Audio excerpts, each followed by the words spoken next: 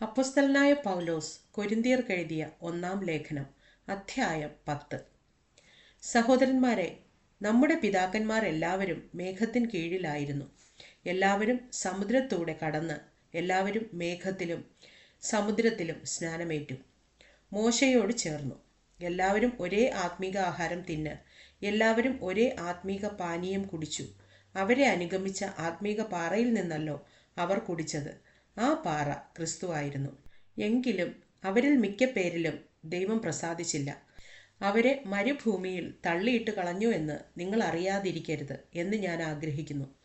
ഇത് നമുക്ക് ദൃഷ്ടാന്തമായി സംഭവിച്ചു. അവർ മോഹിച്ചതുപോലെ നാമും ദുർമോഹികളാകാതിരിക്കേണ്ടതിന് തന്നെ.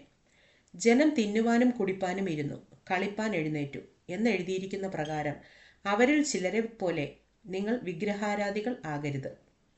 അവരിൽ ചിലർ പരസംഗം ചെയ്ത് ഒരു ദിവസത്തിൽ 23,000 പേർ വീണുപോയതുപോലെ നാം പരസംഗം ചെയ്യരുത്. അവരിൽ ചിലർ പരീക്ഷിച്ച് സർപ്പങ്ങളാൽ നശിച്ചു പോയതുപോലെ നാം കർത്താവിനെ പരീക്ഷിക്കരുത്. അവരിൽ ചിലർ പിറുപിറുത്ത് സംഹാരിയാൽ നശിച്ചു പോയതുപോലെ നിങ്ങൾ പിറുപിറുക്കയും അരുത്. ഇത് ദൃഷ്ടാന്തമായിട്ട് അവർക്ക് സംഭവിച്ചു. ലോക അവസാനം വന്നെത്തിയിരിക്കുന്ന നമുക്ക് ബുദ്ധി ഉപദേശത്തിനായി എഴുതിയുമിരിക്കുന്നു. ആകയാൽ താൻ നിൽക്കുന്നു എന്ന് തോന്നുന്നവൻ വീഴാതിരിപ്പാൻ നോക്കിക്കൊള്ളട്ടെ. മനുഷ്യർക്ക് നടപ്പല്ലാത്ത പരീക്ഷ നിങ്ങൾക്ക് നേരിട്ടിട്ടില്ല. ദൈവം വിശ്വസ്തൻ.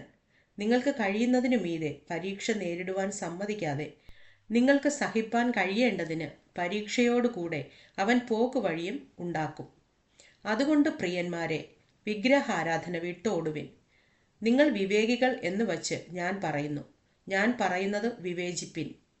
നാം അനുഗ്രഹിക്കുന്ന അനുഗ്രഹപാത്രം ക്രിസ്തുവിൻ്റെ രക്തത്തിൻ്റെ കൂട്ടായ്മ അല്ലയോ? നാം നുറുക്കുന്ന അപ്പം ക്രിസ്തുവിൻ്റെ ശരീരത്തിൻ്റെ കൂട്ടായ്മ അല്ലയോ? അപ്പം ഒന്നാകൊണ്ട് പലരായ നാം ഒരു ശരീരം ആകുന്നു. നാം എല്ലാവരും ആ ഒരേ അപ്പത്തിൽ അംശികളാകുന്നുവല്ലോ. ജഡപ്രകാരമുള്ള ഇസ്രായേലിനെ നോക്കുവിൻ. യാഗങ്ങൾ ഭുജിക്കുന്നവർ യാഗപീഠത്തിൻ്റെ കൂട്ടാളികൾ അല്ലയോ? ഞാൻ പറയുന്നത് എന്ത്? വിഗ്രഹാർപ്പിതം വല്ലതും ആകുന്നു എന്നോ? വിഗ്രഹം വല്ലതുമാകുന്നു എന്നോ? അല്ല, ജാതികൾ ബലി കഴിക്കുന്നത് ദൈവത്തിനല്ല, ഭൂതങ്ങൾക്ക് കഴിക്കുന്നു എന്നത്രേ. എന്നാൽ നിങ്ങൾ ഭൂതങ്ങളുടെ കൂട്ടാളികളാകുവാൻ എനിക്ക് മനസ്സില്ല. നിങ്ങൾക്ക് കർത്താവിൻ്റെ പാനപാത്രവും ഭൂതങ്ങളുടെ പാനപാത്രവും കുടിപ്പാൻ പാടില്ല. നിങ്ങൾക്ക് കർത്താവിൻ്റെ മേശയിലും ഭൂതങ്ങളുടെ മേശയിലും അംശികളാകുവാനും പാടില്ല. അല്ല, നാം കർത്താവിന് ക്രോധം ജ്വലിപ്പിക്കുന്നുവോ? അവനേക്കാൾ നാം ബലവാന്മാരോ? സകലത്തിനും എനിക്ക് കർത്തവ്യമുണ്ട്, എങ്കിലും സകലവും പ്രയോജനമുള്ളതല്ല.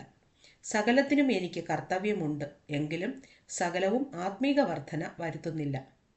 ഓരോരുത്തൻ സ്വന്തം ഗുണമല്ല, മറ്റുള്ളവൻ്റെ ഗുണം അന്വേഷിക്കട്ടെ.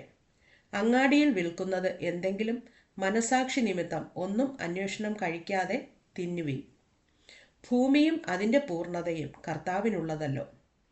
അവിശ്വാസികളിൽ ഒരുവൻ നിങ്ങളെ ക്ഷണിച്ചാൽ നിങ്ങൾക്ക് പോകുവാൻ മനസ്സുണ്ടെങ്കിൽ നിങ്ങളുടെ മുമ്പിൽ വിളമ്പുന്നത് എന്തായാലും മനസാക്ഷി നിമിത്തം ഒന്നും അന്വേഷിക്കാതെ തിന്നുവിൻ.